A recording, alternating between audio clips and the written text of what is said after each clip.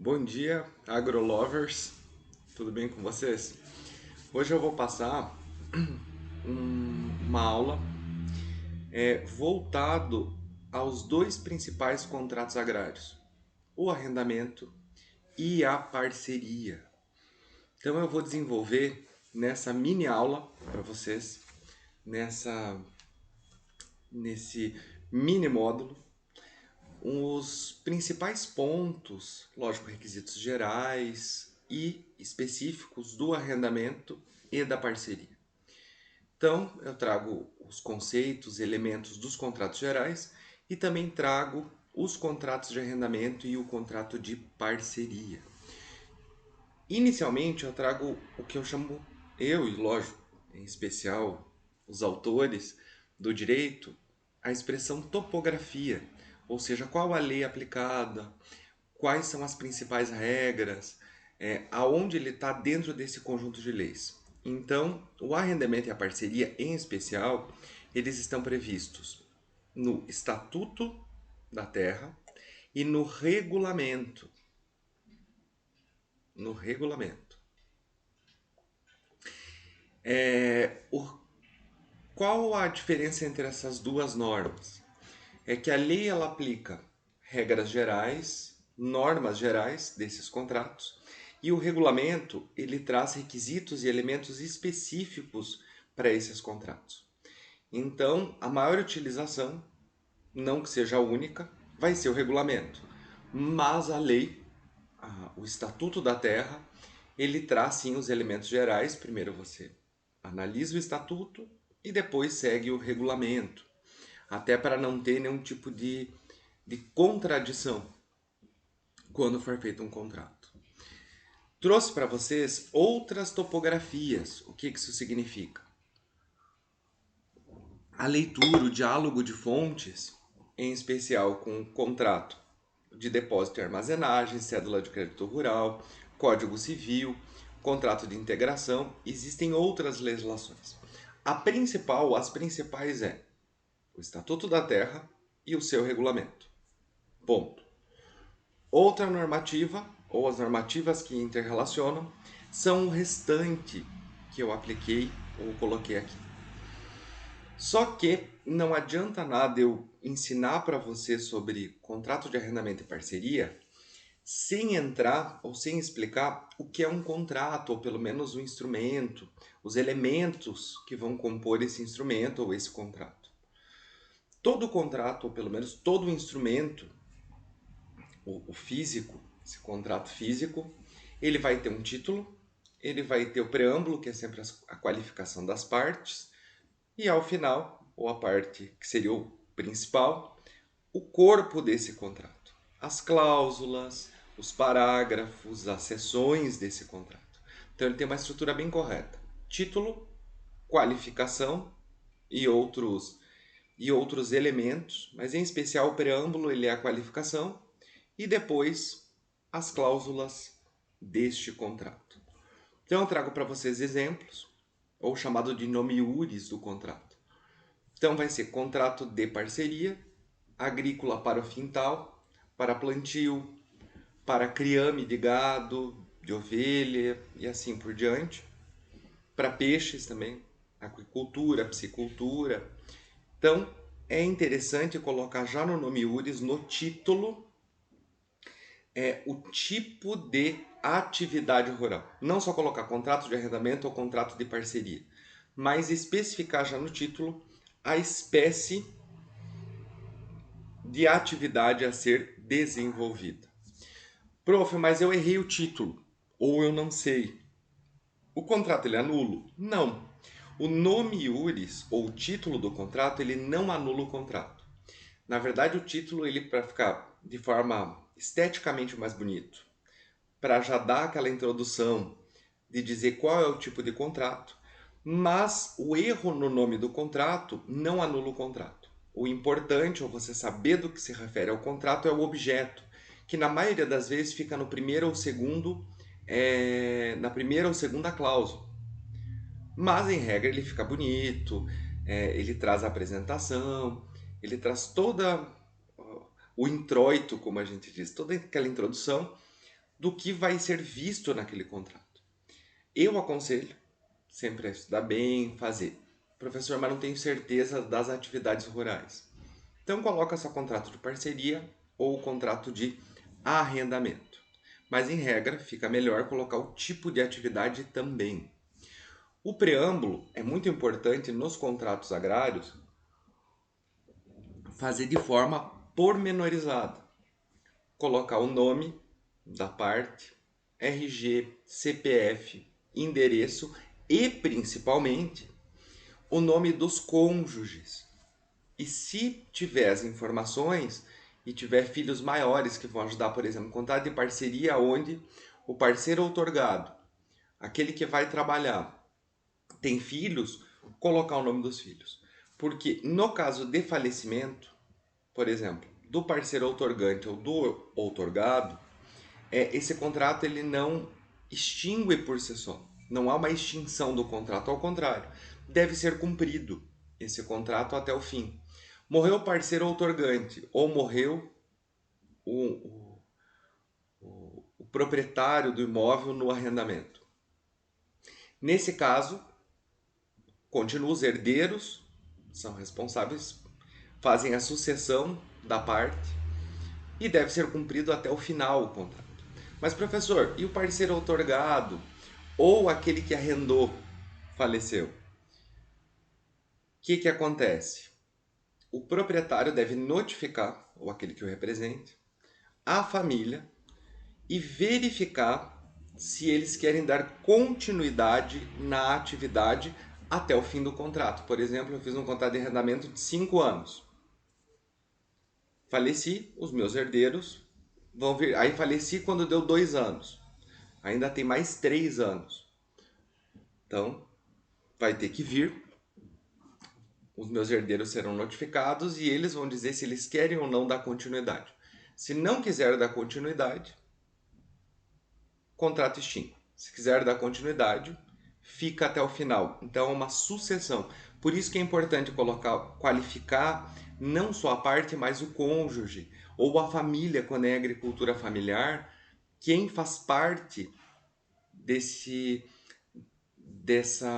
desenvolvimento dessa atividade. Por isso que é de extrema importância qualificar. Eu coloco sempre a parte da qualificação como dos pontos importantes justamente por isso. Tranquilo? Quais são os requisitos mínimos exigidos para a qualificação das partes?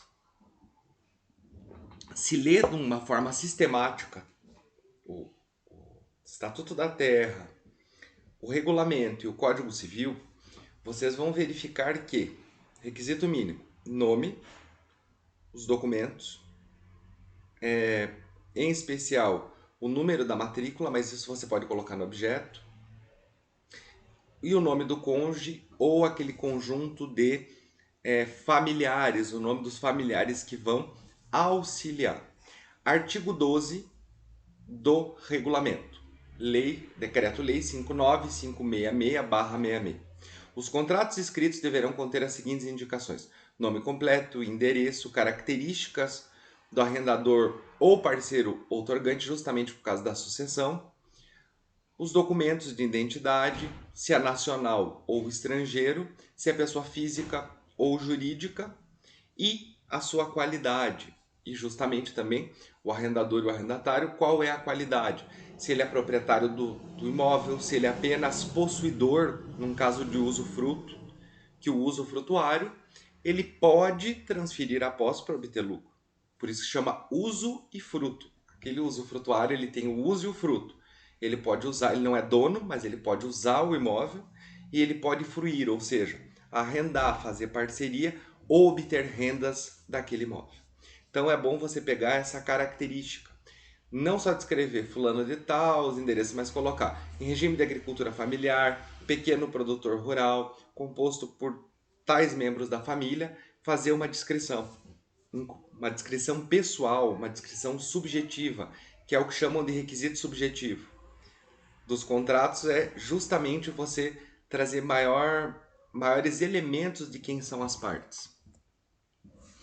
O corpo do contrato. Passou o título, passou a qualificação, agora vem o mais importante. O contrato é feito por cláusulas. O que são cláusulas?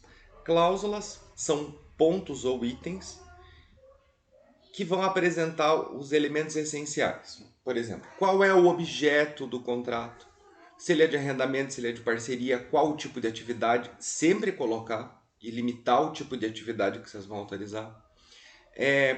Qual é o valor? Como é que vai ser dividido essa renda no caso de parceria? Qual vai ser o valor pago pela renda no contrato de arrendamento?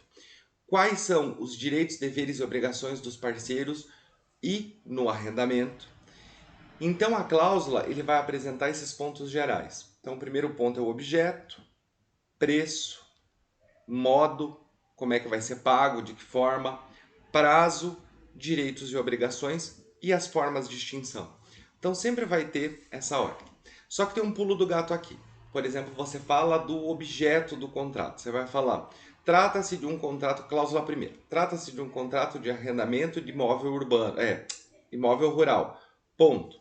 Só que você quer especificar mais isso e não deixar uma cláusula, uma única cláusula com 10 parágrafos. Então você vai abrir uma coisa chamada de parágrafo. O parágrafo são elementos ou requisitos que vão especificar as cláusulas, as situações que vão especificar. Então, na cláusula primeira, você colocou que trata-se de um arrendamento de um imóvel rural. Daí você pode abrir embaixo, cláusula primeira. O arrendamento de imóvel rural refere-se à atividade de agricultura ou de plantio de soja e milho. Ponto. Você pode colocar ainda parágrafo segundo. Além do parágrafo acima, também fica negociado que o arrendamento será para fins de pecuária. Parágrafo terceiro, então você vai explicando. Mas ainda dentro do sistema de contratos existe uma coisa chamada de seções. É quando você precisa delimitar os parágrafos. Então você vai afunilando. Vamos dizer que eu falo Vamos lá, cláusula primeira. Trata-se de um contrato de arrendamento de imóvel rural, de matrícula número tal, gleba tal, tantos hectares ou alqueires, vai depender como é utilizado, a limitação tal, tem isso, sempre descrever no objeto o que tem em cima do imóvel, quais são as benfeitorias, quais são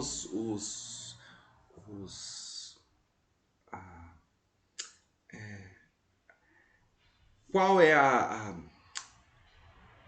metragem, o tamanho em hectares ou alqueires que serve para plantio, que serve para pastagem, que é de reserva legal, que é de APP. Então vocês descrevam tudo. Em especial, eu sempre aconselho a fazer parágrafos, ou pelo menos um parágrafo, descrevendo quando tem benfeitorias. Barracão, quando tem trator, quando tem maquinários e descrever a qualidade, se ele está em bom estado, em péssimo estado.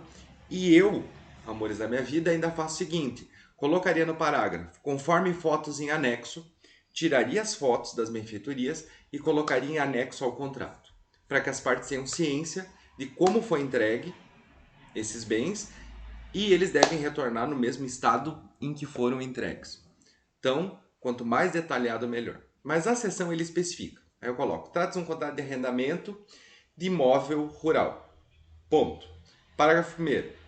O contrato de arrendamento vincula-se apenas ao plantio de milho e soja. Aí você pode ir na seção. Quanto as partes acordam que somente poderá ser plantado milho e soja de tal espécie, tal qualidade, tal variedade, vírgula, em tal e tal período. Então você já especificou, você vai especificando o contrato, o parágrafo especificou a cláusula e a seção especificou o parágrafo. Então ele tem essas determinações. E eu já dou um pulo do gato. Todo contrato que tiver seções, leiam com muito cuidado, porque a maioria dos seres humanos não leem seções. Tanto contrato bancário, contrato de arrendamento, parceria. E aqui pode ter alguns direitos e obrigações que você corre o olho, não vê e vai ver depois e pode amargar porque uma vez combinado e não é nulo, deve ser cumprido. Então aqui eu coloco para vocês o mínimo de coisas que devem ter num contrato, nas cláusulas do contrato, nos parágrafos do contrato. O preço, o valor, forma de pagamento ou divisão desses valores, dessa renda, o reajuste, a forma que vai ser feita, as despesas, como vai ser dividido, principalmente na parceria, os prazos, direitos, obrigações e deveres das partes, rescisão do contrato, a multa, condições gerais e o foro. O que é o foro? No caso de problema entre as partes, aonde eu vou discutir? Comarca de Maringá, comarca do imóvel, residência de uma das partes ou domicílio de uma das partes, comarca diversa ou cidade diversa e assim por diante. E as condições gerais são regras que não se vinculam em nenhum dos temas acima.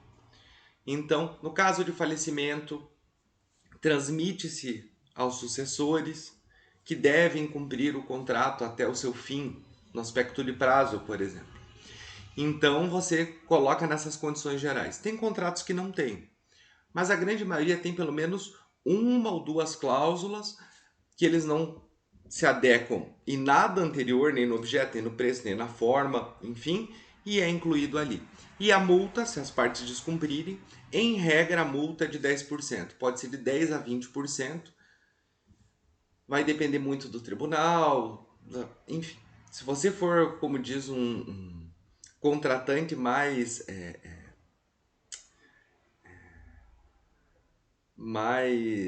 tradicional, vai colocar 10%. Se você aceita o risco, até de rever isso no tribunal, 20%. Ou até de 10% a 20%.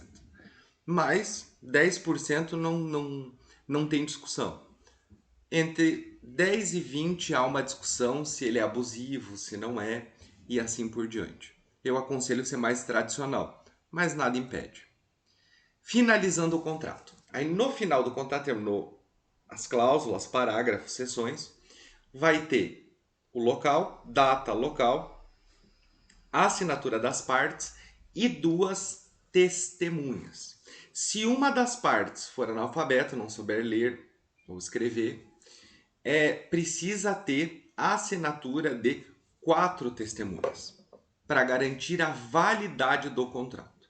Em regra, são 2 testemunhas, se as partes souberem ler. Se uma das partes não souber ler, 4 testemunhas. Bom, regras gerais do contrato de arrendamento e parceria.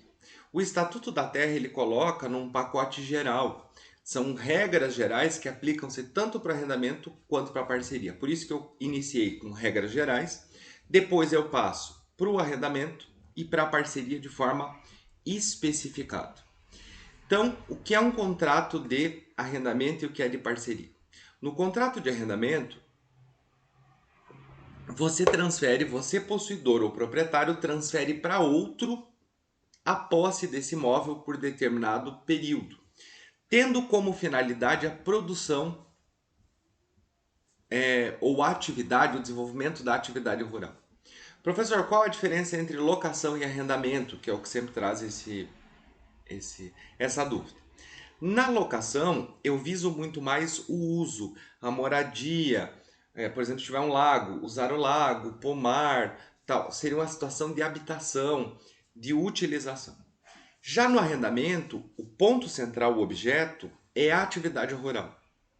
Então, quando eu coloco o arrendamento, eu já viso que a pessoa vai pegar a posse, seria a fruição, vai pegar a posse desse imóvel para fim de desenvolver uma atividade e obter renda. Se ele vai morar ou não, se ele vai usar para fins de lazer ou não, isso é apenas um pano de fundo do arrendamento. Pode fazer isso? Claro que pode.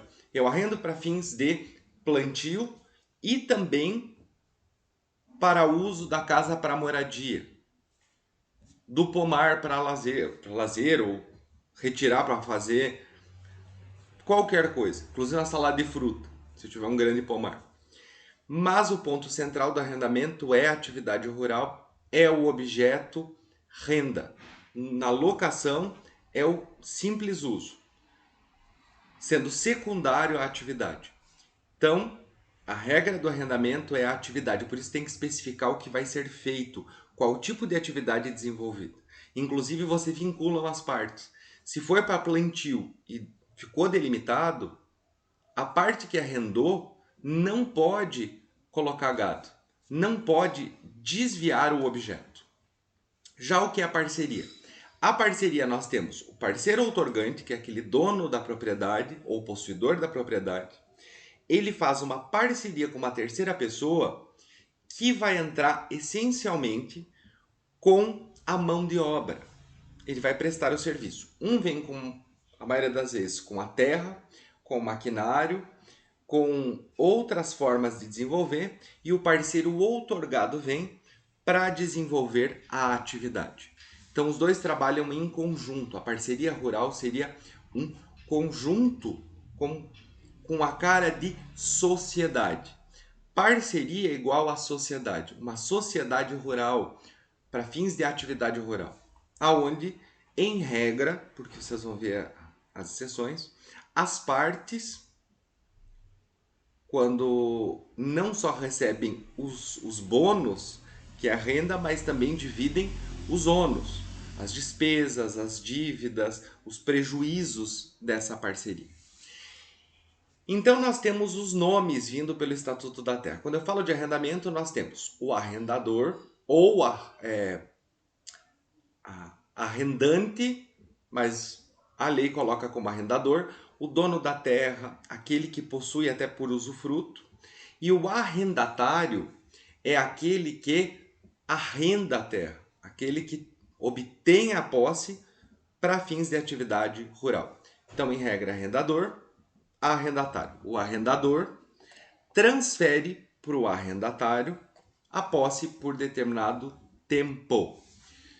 No contrato de parceria, nós temos, os dois são parceiros, mas nós temos o parceiro outorgante, aquele que tem o imóvel, que tem o maquinário, que inclusive pode ter os animais para a venda, para o leite, para a produção, ou até animais de tração. Hoje não é muito utilizado, pelo menos aqui no sul, mas pode ter, ele fornece, e o parceiro outorgado, ou o conjunto de parceiros outorgados, é aquele que vai trabalhar, que vai estar de sol a sol ali desenvolvendo a atividade.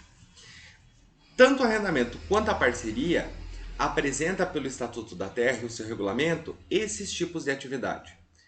É considerada atividade agrícola plantio, pecuário não é só gado, é qualquer animal. Aqui entra numa nomenclatura geral, pode ser ovinos, pode ser cabra e, inclusive, criame de frangos.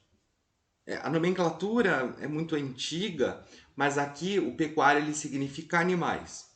Agroindústria, extrativismo ou misto, que é fazer o contrato de arrendamento, por exemplo, agrícola e pecuário. Nada impede.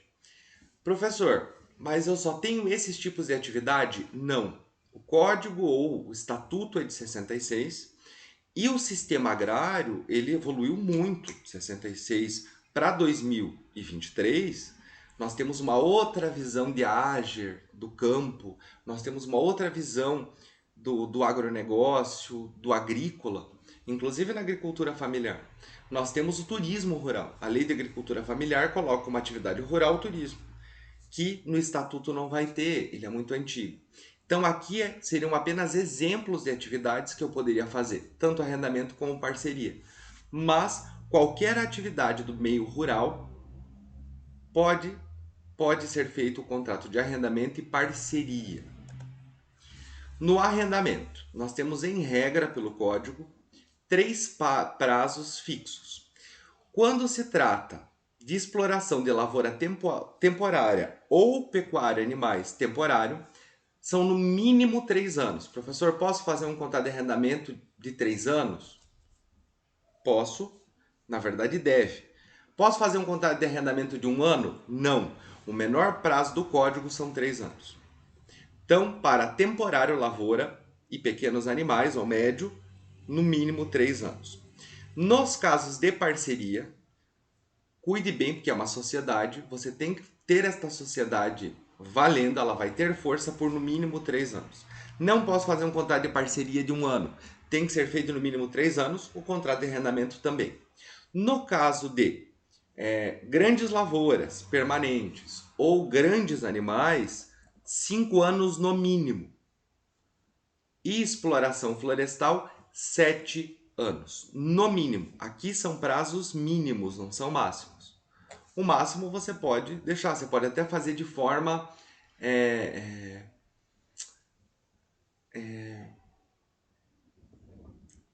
o contrato indeterminado. Você pode deixar por tempo indeterminado. Nada impede. Mas tem que cumprir no mínimo esses prazos que estão aí. Então, em regra, nós temos o contrato, a maioria faz por prazo determinado o arrendamento, 3 anos, 5 anos, 6 anos, 4 anos. Mas pode ficar por prazo indeterminado. Só que no prazo indeterminado, eu tenho que cumprir no arrendamento 3 anos, pequeno e médio, os animais, 3 anos, lavouras temporárias. Lavouras permanentes e grandes animais, 5 anos. Exploração ou extrativismo, no mínimo 7 anos. Não interessa se vocês não colocaram no contrato o prazo, a lei determina que esse é o mínimo que deve ser cumprido. Prof, até agora você falou, faz a cláusula X, coloca a cláusula Y, coloca parágrafo, tem isso. Mas todo contrato ele é escrito, em regra, o estatuto e o regulamento pede para que seja um contrato escrito. Mas e se eu peguei no fio do bigode? Eu e meu vizinho, a gente fez um contrato. Ele tem validade. E a própria lei autoriza que o início de prova, o começo da prova que eu vou produzir para demonstrar que existe esse contrato, que eu negociei com meu vizinho, esse arrendamento, essa parceria, ou um amigo, na família isso é muito comum, pode ser feito por testemunhas. Então, tanto o contrato verbal quanto o contrato por escrito, eles têm validade. Lembrando que no contrato escrito tem que ter 2 testemunhas que assinam embaixo, ou 4 se for analfabeto. Já no contrato verbal não há essa necessidade. Ponto. Reajuste de valores. Tomem cuidado que o Estatuto da Terra e o regulamento é de 1966. Período militar, muitos anos atrás. E aplicavam uma regra de um conselho que já nem existe mais. Então começa a discussão se a correção, o reajuste de valores é pelo INPC ou IGPM. Os tribunais autorizam que as partes reajustem em qualquer um desses limitadores, ou INPC ou IGPM. Ainda o Tribunal do Paraná, ele autoriza que seja média entre o IGPM e o INPC, para ser mais assertivo. Então você faz uma média entre esses dois. Então, o que os tribunais autorizam pode ser pelo INPC, pode ser pelo IGPM e pode ser pela média desses dois, para fazer aquele reajuste de todos os anos. Tomem cuidado, principalmente na parceria, com aqueles contratos fraudulentos. Quer ver, ó? Eu quero contratar um funcionário X, mas os encargos são muito altos. O que a maioria faz? Faz um contrato de parceria. Tomem cuidado que esses contratos de parceria eles são fáceis de serem desfeitos. Primeiro porque não pode simular ou fazer fraude, mas é muito comum, porque na parceria você paga a maioria das vezes em produto ou só em valor. Em regra, você vai pagar em produto. Quando você paga em valor para o parceiro outorgado, você fragiliza esse contrato. E ele pode considerar que aquele valor que você pagou seja visto como salário e não como renda, parte da renda. Mas lógico, são todos os elementos desse contrato, como as partes desenvolvem, é que vai considerar essa fraude, inclusive pode ter multa, pode ter outros problemas até com o Ministério do Trabalho, Ministério Público do Trabalho ou Ministério Público, outras infrações ou delitos. Então tome muito cuidado, principalmente na parceria. Na dúvida, procure um advogado, na dúvida, não faça. E se for fraude mesmo, não faça, porque sempre dá problema. Sempre no roer da corda é que dá problema e o código, o estatuto da terra proíbe esse tipo de situação. Outras situações são proibidas num contrato de arrendamento ou parceria. Prestações de serviço gratuito. Num arrendamento, tem que estar estipulado qual é o valor de renda, na parceria qual é o valor a ser dividido. Não posso estipular que uma das partes faça isso de forma gratuita, porque a visão do arrendamento e da parceria é obter renda, não é filantropia. Então, não pode ter a previsão de serviço gratuito. Mas, professor, eu fiz um contrato de arrendamento e esse ano a safra foi horrível. E eu tô com dó do arrendatário. Eu não quero cobrar dele. Alto lá. Vincular de graça, porque isso é comodato, por exemplo, transferir a posse de forma gratuita, é diferente de você perdoar o valor da renda. Então, perdoar o valor da renda, não vou te cobrar esse ano, não vou te cobrar nesse período. É diferente de você estipular que está sendo gratuito. Gratuito não pode. Exclusividade da venda da colheita. Vai ser vendido, vai ser depositado em tal lugar. Por arrendamento e parceria, não pode, principalmente a venda. Você vai vender na cooperativa X. Você vai entregar os animais na cooperativa Y. Isso não pode. A exclusividade. Você até pode determinar que, em regra, a parceria vai entregar no local X. Mas eu não posso dizer que somente será isso. Não posso. Também não posso vincular determinado estabelecimento, compra de sementes, de insumos, outras situações, ou aquisição de maquinários e assim por diante. Está terminantemente proibido a exclusividade. Eu posso estipular que, em regra, até para dar um direcionamento, em especial na parceria, eu posso colocar algumas cooperativas, mas eu posso mudar. Eu posso escolher outra no andamento da parceria do arrendamento. Eu não posso tornar exclusivo, que daí a cláusula é nula. E tomem cuidado aqui que não pode ser pago ou dividido a renda, no caso de parceria, por ordens, vales, borós. O que são isso? Ordens e vales. Eu, depois de uns 8 anos, consegui identificar o que seriam esses vales e essas ordens. Em especial no livro do Raimundo Faoro. Ele é um sociólogo, economista e também advogado. Ele é, em especial, sociólogo. O livro dele é 1.800 páginas e ele explica muito do desenvolvimento do Brasil Império até República, década de 50. E esses elementos, ordens e vales, seriam uma espécie de títulos emitidos pelos bancos na época. Isso entre período do Império, Dom Pedro II, início da República, aonde você entregava esses títulos, era o portador, e poderia ir no banco lá fazer essa troca. Só que por que foi proibido no Estatuto? Mesmo sendo títulos, porque os títulos são resgatáveis depois de semanas, meses ou até anos. Então eu vou lá e te pago, você vai arrendar o parceiro outorgado e eu te pago com esses títulos. Eu fico com todo o valor e te pago com esses títulos. Que quem sabe daqui 1, 2, 3 anos você vai resgatar. Então não pode. Os borós, se vocês procurarem no Google, ordens e vales vocês não vão achar no Google. Isso é bem de livro de sociologia rural, tal.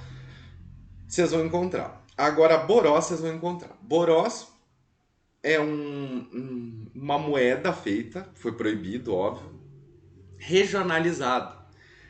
Alguns coronéis criavam essas moedas, só faltava colocar a própria cara na moeda, e isso servia como moeda de troca na região. Eles criavam a própria moeda na região.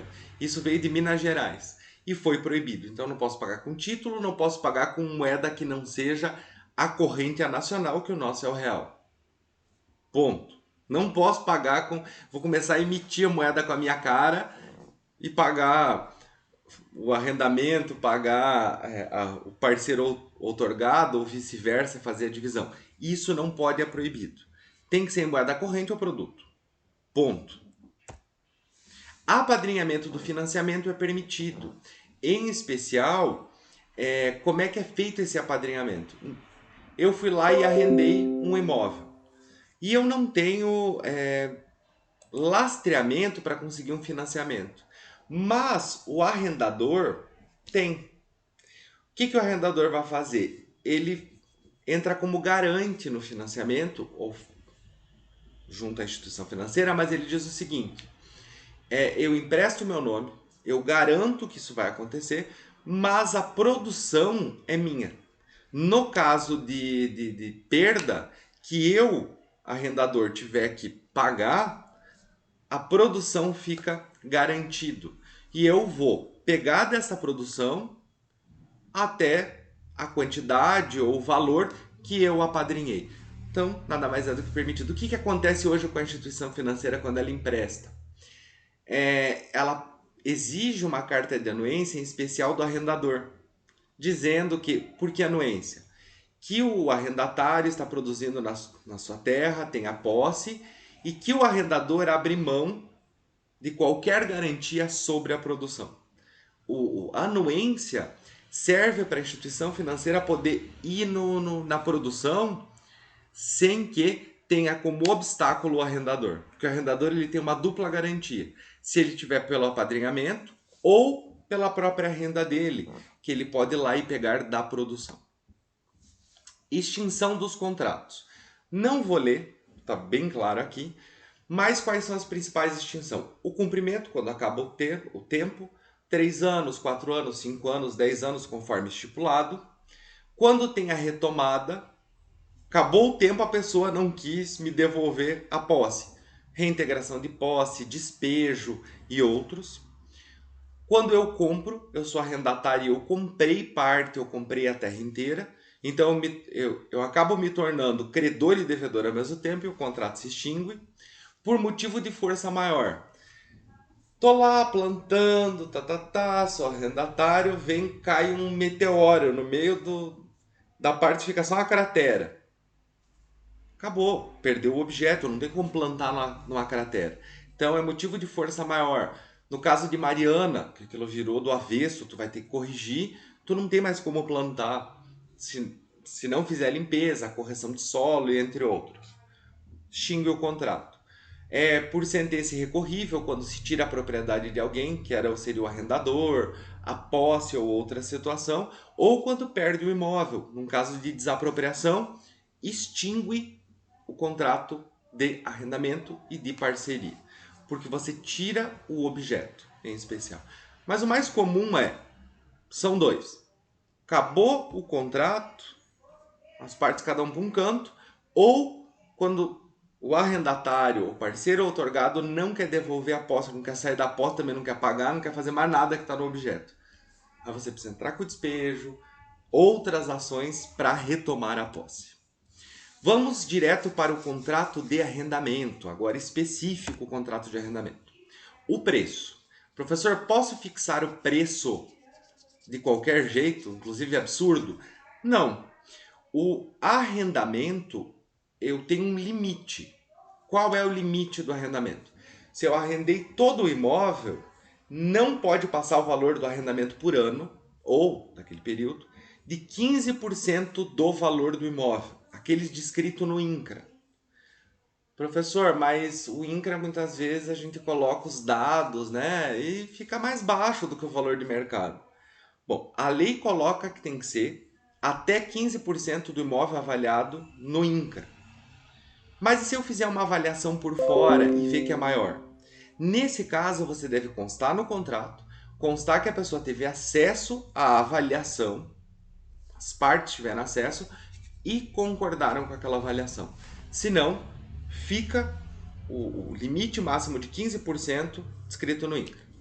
Mas e se eu arrendei parte do imóvel? Aí é 30% daquela faixa, daquela gleba, que é o valor que está descrito no INCRA. Ele vale X. Então, eu só posso cobrar 30% do X que está no INCRA.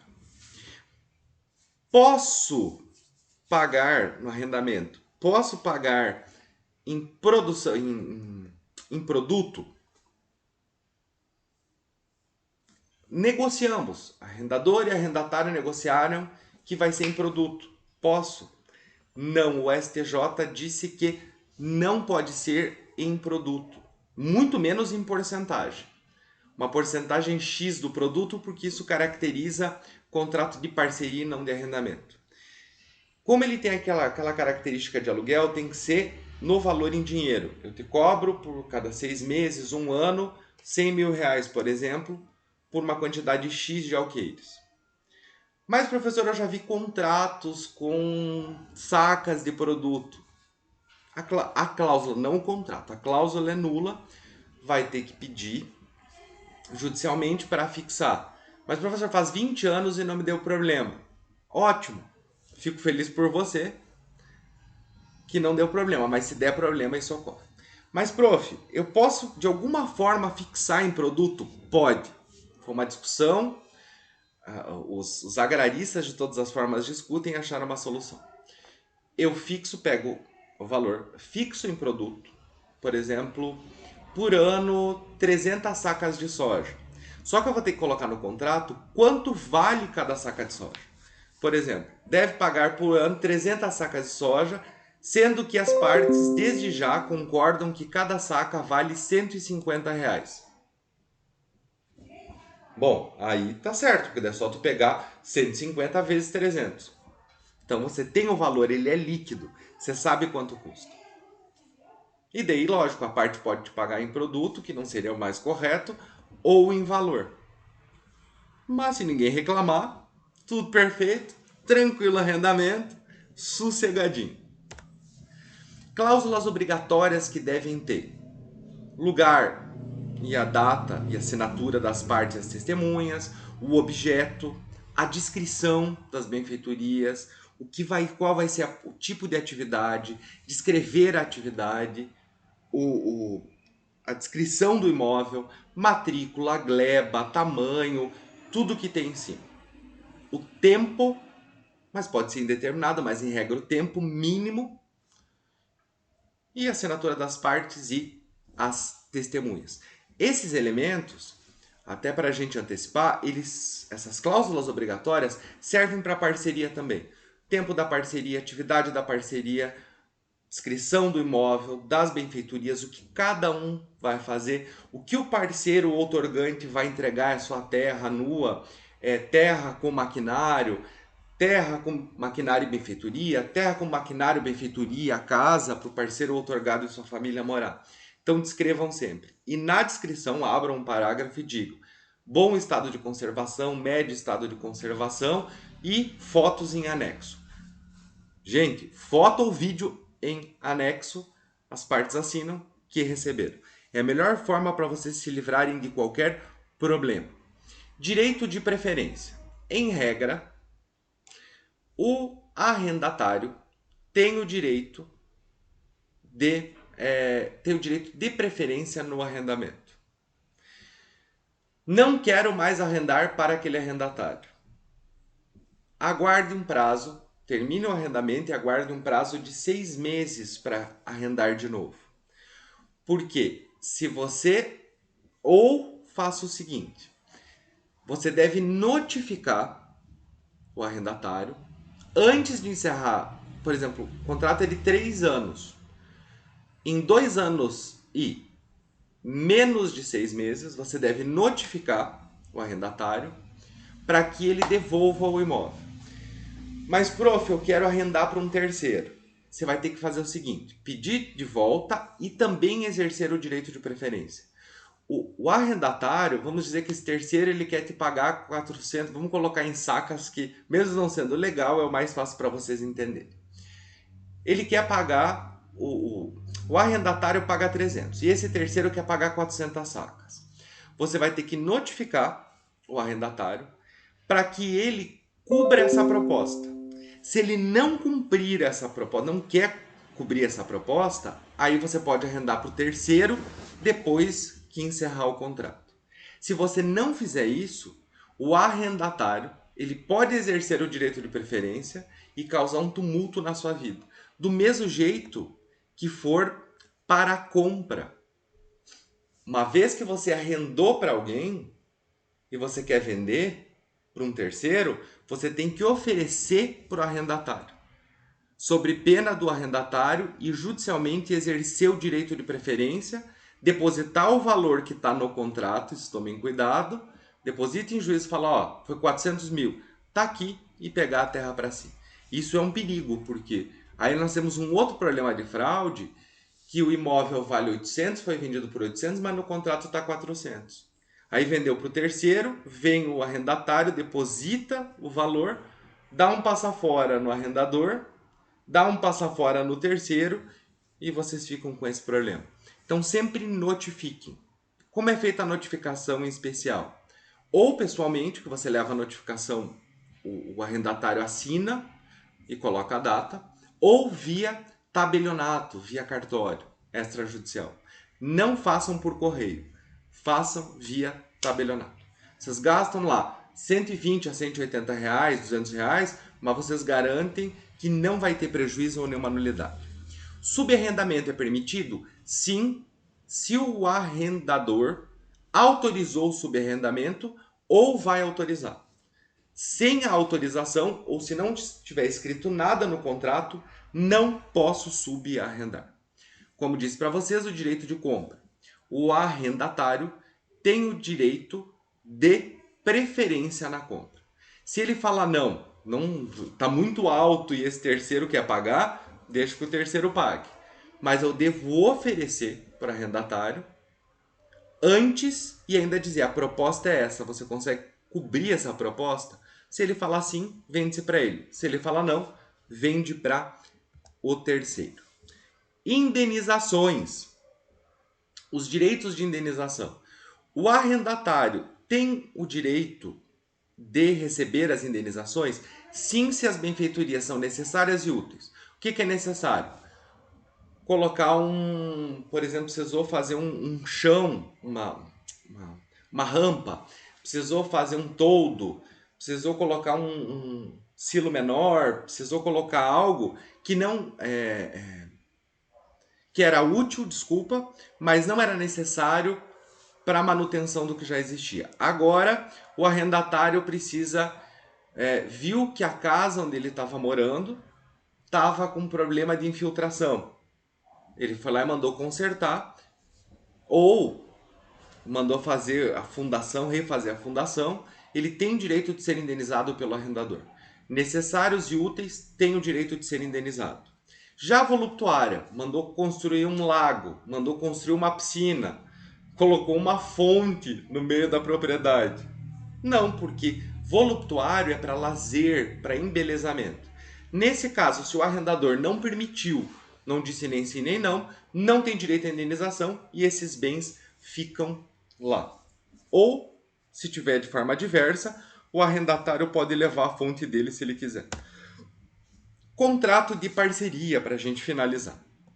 O contrato de parceria, como eu disse antes, ele segue as mesmas cláusulas obrigatórias. Nome das partes, data, assinatura, descrição da atividade, o que o parceiro outorgante vai entregar, se é só o imóvel, qual a descrição do imóvel, quais as benfeitorias, qual o maquinário e assim por diante. O que o parceiro outorgado vai fazer? Se é só o plantio, se é só os animais, se é os dois, como é que vai ser feito? E todas as suas especificações e assinatura das partes. Na parceria, temos a porcentagem. O que vai em favor do parceiro outorgante, aquele dono da terra.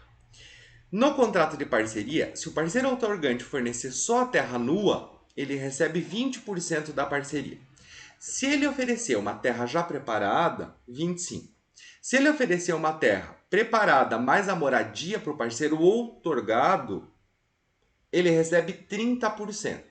Se for a terra preparada, moradia, conjunto básico de benfeitorias, barracão, tal, 40%.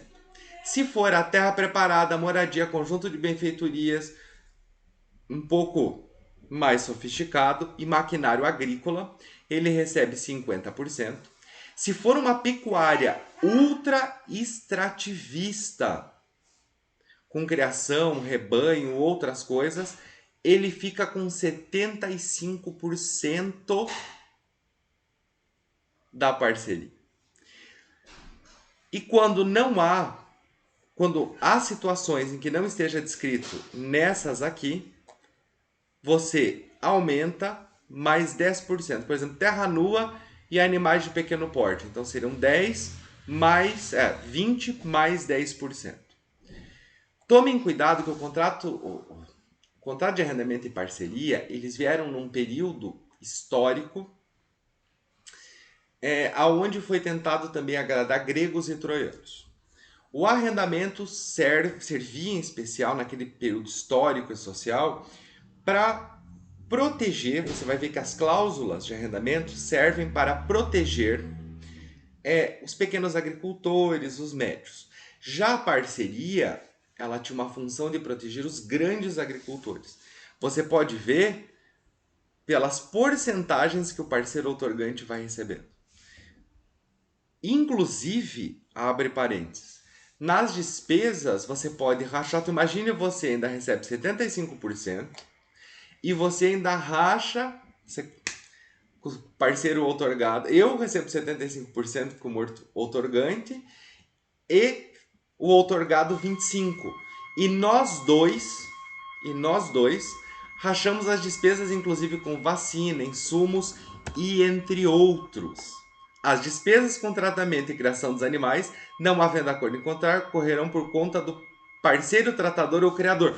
Ou seja, parceiro outorgado, eu recebo 75% e como não está previsto no contrato, além do outorgado receber apenas 25%, é responsabilidade dele essas despesas. Então eu volto a dizer, a parceria ela tem muito da proteção, voltada à proteção do grande produtor. Da mesma forma, o contrato de preferência, ou pelo menos a cláusula de preferência, eu não posso extinguir um contrato de arrendamento, de parceria, para fazer parceria com um terceiro, sem antes notificar o parceiro outorgado para ver se ele quer continuar ou se ele cobre a proposta desse terceiro. Direitos e deveres do parceiro outorgante. Qual é o direito e dever? A entrega do parceiro outorgado ao imóvel rural, ou seja, a posse, para que o parceiro outorgado tenha a posse e possa desenvolver. Garantir esse uso dos imóveis, mas não só da terra nua, mas das benfeitorias, do maquinário e da moradia. Entregar um imóvel para moradia, não adianta uma casa para moradia que nem a bruxa queca consegue morar. Como é que é? O Conde Drácula não consegue morar. Só tá lá em pé, porque aquilo ali vai cair. Não tem condições. Tem que ser um imóvel para fins de moradia, que possa habitar. Pagar os tributos e, lógico, repartir a renda, porque na maioria das vezes o parceiro outorgante é aquele que administra, que faz a gestão dessa parceria e entregar a parte do parceiro outorgado. Já o parceiro outorgado, quais são os direitos e deveres? Pagar o preço pelo modo e prazo ajustado ou receber o preço, usar o imóvel, qualquer problema com a posse ou com a propriedade, informar o parceiro outorgante, por exemplo, invadiram. O parceiro outorgado, como ele está à frente, como ele está no exercício da atividade, cabe a ele informar o parceiro outorgante para que o parceiro outorgante, por exemplo, entre com uma reintegração de posse. Devolver o imóvel, maquinário, benfeitorias no estado em que foram entregues, inclusive de higiene. Existem outros direitos e deveres? Gerais existem, inclusive vocês podem colocar a mais. Esses são os principais, esses são os necessários e os obrigatórios exigidos pelo Código. Como eu disse para vocês, tomem cuidado com a falsa parceria. porque vão ser pegos, desculpa, com o delay do português, pelas regras trabalhistas, em especial quanto a valores. Pagar uma parte em produto, uma parte em dinheiro ou só em dinheiro. Fique muito bem,